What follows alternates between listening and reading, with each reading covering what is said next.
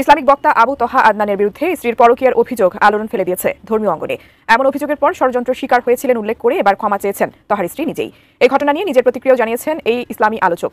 আসসালামু আলাইকুম ওয়া রাহমাতুল্লাহি ওয়া বারাকাতুহু। সত্য প্রকাশের উন্মাদনায় ফ্ল্যাশ তথ্যের আরো একটি নতুন ভিডিওতে আপনাদের সবাইকে স্বাগতম।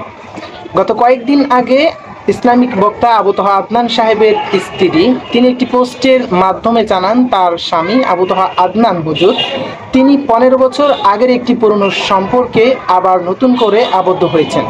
যে বিষয়টি একটি পোস্টের মাধ্যমে জানান, যে বিষয়টি সকল নেটিজেনরা জানতে পেরে আলোচনা এবং সমালোচনার তুমুল ঝড় তৈরি হয় এবং সেই বিষয়টি সঙ্গে সঙ্গে ভাইরাল হয়ে যায় এবং তার কিছুক্ষণ পরে তিনি আরেকটি পোস্টের মাধ্যমে জানান। একদিন পরেই তার এমন দাবি ভুল ছিল উল্লেখ করে ক্ষমা চান নিজেই। এরপর আরেকটি পোস্টে তহার কাছে ক্ষমা চেয়ে তিনি লেখেন, ভুল তথ্যের ভিত্তিতে তিনি ওই পোস্ট দিয়েছিলেন। বলেন, কিছু হিংসুক ব্যক্তি আমাকে মিথ্যা তথ্য দিয়েছে, যা সত্যতা যাচাইয়ের পর ভুল প্রমাণিত হয়েছে। স্বামীর চরিত্র নিয়ে এমন বিস্ফোরক অভিযোগের পর আবার নিজেই ক্ষমা চাওয়ার ঘটনায় বিভ্রান্ত নেটিজনরা।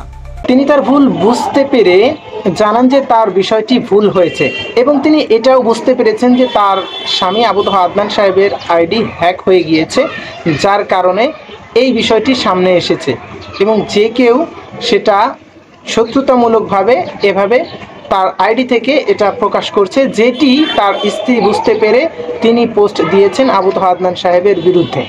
ওকে, তিনি তার ভুল বুঝতে পেরে পরবর্তীতে তিনি আরেকটি পোস্টের মাধ্যমে জানান পূর্বের যে পোস্টটি দিয়েছিলেন তিনি ভুলবশত সেই পোস্টটি দিয়েছিলেন এবং পরবর্তীতে তিনি ভুল বুঝতে পেরে তিনি জানান যে তাদের মধ্যে সম্পর্কটা অনেক ভালো আছে, তারা অনেক সুখে রয়েছে। এভাবে অনেক সুন্দরভাবে যে পোস্টটি দিয়েছেন যেটা আপনারা দেখতে পেয়েছেন এবং এই বিষয়টি আবু তহা আদনান সাহেবও ক্লিয়ার করেছেন সম্পূর্ণটা, যে আমরা যারা তাদের ভক্তবৃন্দ রয়েছি, আমরা যারা তার শুভাকাঙ্ক্ষী রয়েছি, আমরা যারা তাকে ভালোবাসি, তাদেরকে পুরো কনসেপ্ট ক্লিয়ার করার জন্য আবু তহা আদনান হুজুর ও এই পোস্টের মাধ্যমে জানিয়ে দিয়েছেন।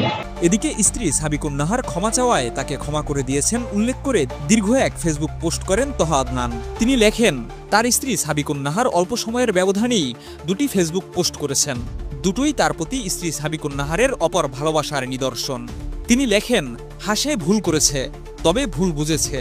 তার কলব জানে সে ভুল, হয়তো না বুঝেই সামান্য হলেও দিনের ক্ষতি করে ফেলেছে। যদিও মহান আল্লাহর দিন কোনো ব্যক্তি কম বা মুখাপেক্ষী নয়। সে অনুতপ্ত হয়েছে, ক্ষমা চেয়েছে, এটাই যথেষ্ট। তহা লেখেন, ওয়াল্লাহি আমি তোমাকে ক্ষমা করে দিয়েছি। এমনকি যদি তুমি ইমান হাসানের কাতেলের মতো হও তবুও আমি তোমাকে ক্ষমা করে দিতাম, কারণ আমি তোমাকে এক আল্লাহর জন্য মুহাব্বত করি। এছাড়া তহা ওই পোস্টে নিজের বিরুদ্ধে আনিত সকল অভিযোগের জবাবও দিয়েছেন। অনুদানের টাকায় প্রতিষ্ঠান তৈরির অভিযোগের প্রসঙ্গে তহা জানান, তিনি কোনো অনুদানের টাকায় প্রতিষ্ঠান তৈরি করেননি। মানুষের কাছ থেকে নেওয়া অনুদান শুধুমাত্র ফিলিস্তিনের গাজায় ত্রাণ সহায়তা এবং দাওয়া সেমিনারের পেছনে ব্যয় হয় বলে উল্লেখ করেন তিনি। এছাড়া তার প্রতিষ্ঠানে মিক্সিংয়ের কোনো সুযোগ নেই বলেও উল্লেখ করেন এই ইসলামিক আলোচক। তো আবু তহা আদনান সাহেবও ক্লিয়ার করে দিয়েছেন যে তাদের মধ্যে হচ্ছেটা কি বা হয়েছেটা কি। ভুল বুঝাবুঝিটা আমরা এখন বুঝতে পেরেছি। এখন টোটালি আমরা যেটা বুঝতে পেরেছি যে তাদের মধ্যে কোনো ভুল বোঝাবুঝি বা তাদের মধ্যে কোনো দ্বন্দ্ব কলহ কিছুই নেই। ওকে, তো সব মিলিয়ে আমি যেটা আপনাদেরকে বোঝানোর চেষ্টা করেছি, বিষয়টি খোলাসা করার জন্য চেষ্টা করেছি, মূলত তাদের মধ্যে কোনো একটা ষড়যন্ত্র, তৃতীয় কোনো পক্ষ ঢুকে তাদের সম্পর্কটাকে নষ্ট করার চেষ্টা করছে, অথবা আদনান সাহেবের যে মান সম্মান রয়েছে, তার যে একটা জনপ্রিয়তা রয়েছে সেটি কমানোর জন্য চেষ্টা করেছে এবং তার সম্মানহানি করার জন্য চেষ্টা করেছে, এটাই আমরা বুঝতে পেরেছি। ওকে, তো সব মিলিয়ে আমাদের ভিডিওটি আপনাদের কাছে কেমন লেগেছে সেটি অবশ্যই কমেন্ট সেকশনে কমেন্ট করে জানাতে পারেন এবং কমেন্ট বক্স খোলা রয়েছে, আপনাদের যে কোনো মন্তব্য অবশ্যই আমাদেরকে কমেন্ট করে জানাতে পারেন। সব মিলিয়ে আমাদের ভিডিওটি যদি আপনার কাছে ভালো লেগে থাকে অবশ্যই লাইক, কমেন্ট, শেয়ার করে দিবেন এবং পরবর্তী কোনো আপডেট পেতে বা পরবর্তী কোনো নিউজ পেতে অবশ্যই আমাদের চ্যানেলটি সাবস্ক্রাইব করে পাশে থাকা বেল আইকনটি অন করে দিবেন, যাতে করে সময়ের প্রতি মুহূর্তের আপডেট ভিডিও সবার আগে আপনি পেয়ে যান। ওকে, তো থ্যাংক ইউ সো মাচ।